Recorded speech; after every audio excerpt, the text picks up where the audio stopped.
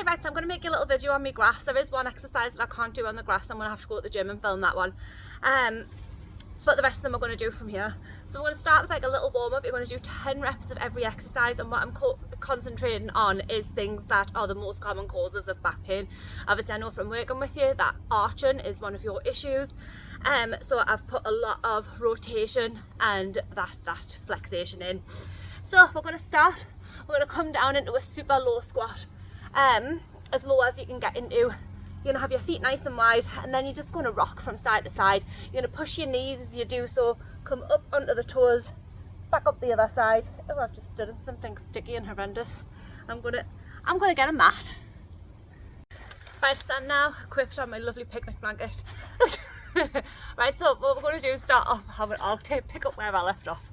So we're going to come down into a super low squat, the lowest squat you can get into. You want your feet a little wider than hip width apart, and then you're just going to rock through. You're going to move from side to side. Doesn't matter if your heels come off the floor a little bit, but ideally we want our feet wide enough apart and our toes pointed out enough that we can get our heels on the floor.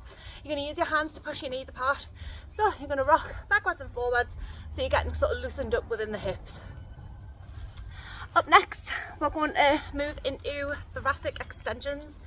I've nicked one of these from the gym, but it's not my kit to nick, so I can't tell you, you can borrow one. But you can use anything that you've got. You could take like a bath towel and roll that up. You could take like a couple of pillows off your bed. It's just something to help elevate the bottom part of your spine, so that you can lean over it. So you're going to place that at the base of your lower back. The closer it is to your bottom and the bottom of your back, the harder this will be. The bigger the thing is that you use, the harder it will be as well. So maybe start off with something a bit smaller, like a bedroom pillow.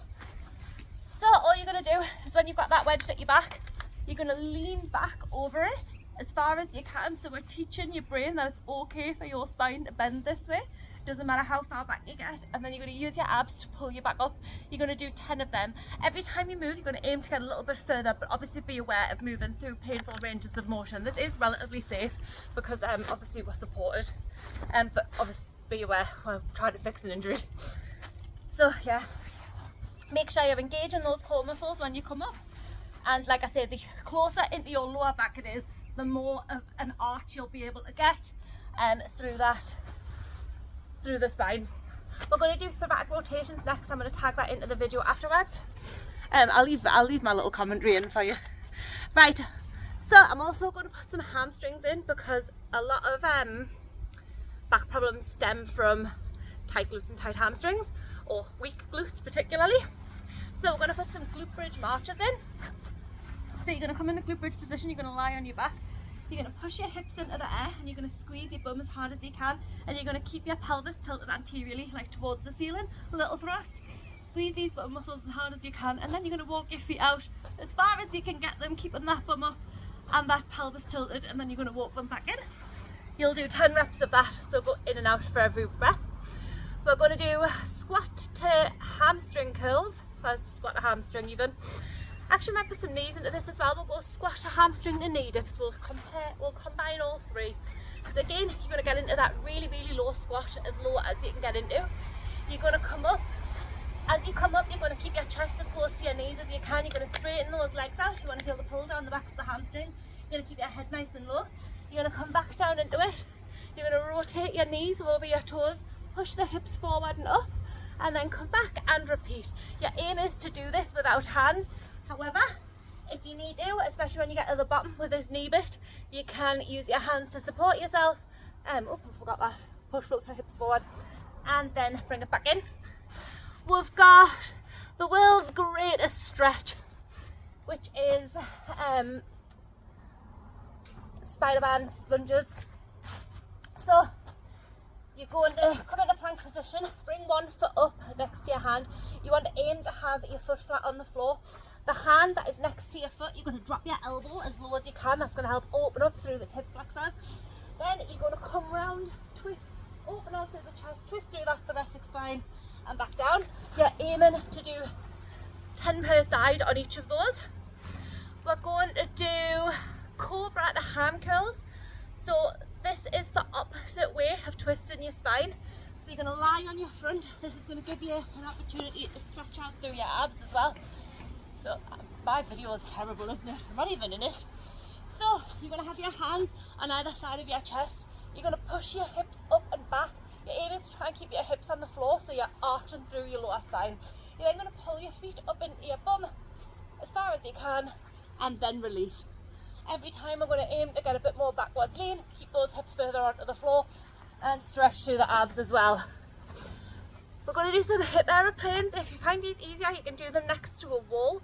So you would just stand sideways onto the wall. I haven't got a wall, so I'm just going to demo them. But we're going to rotate through the hip. Oh, I've cut my head off. So you're going to stand, feet hip width apart.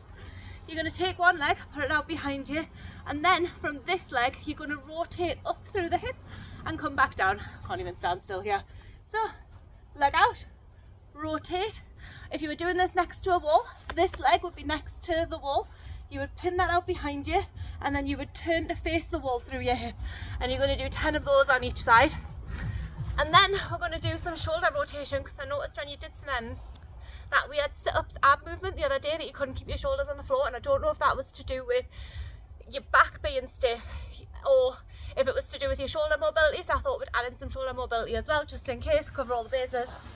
So get some tins of beans, or if you've got some little dumbbells or something, but you're going to want small ones. You're going to lie face down on the floor. You're going to start with your palms facing up, the tins of beans upwards, and you're going to do 25 raises like so. You're then going to flip them over and go the other way. You're going to bring them out to T, and you're going to come up from there, and then you're going to take them overhead, and you're going to alternate from side to side from there. And then you'll need something like a broom. Luckily I have another standard household prop here. So you're going to take your broom, hands as wide as you need them to get round. Elbows, you're going to keep them locked out, and you're going to work on shoulder mobility by coming round, hitting them off the back, and then back the other way. Right, I hope that's helpful. I want you to do that little routine every morning. It probably shouldn't take you longer than 6 or 7 minutes by the time you remember what all the exercises are, and then get like speedier at doing them rather than having to follow through on the video. And then we'll reevaluate in 4 weeks, and we'll see where you are pain-wise, what any differences, which exercises hurt, which ones don't, and we'll go from there. Right, catch you in a bit. Do these in movement class, but we're going to put these in. So you put one hand against the wall, and we're going to keep this arm straight and then be away from your wall. You're then going to tilt back, arm on the wall, come out the other side. I know that you struggle to do these, so obviously if you need to, start off with just hand against the wall. You're going to come back as far as you can and rotate around. And the idea is eventually we'll go lower and lower and lower. Right.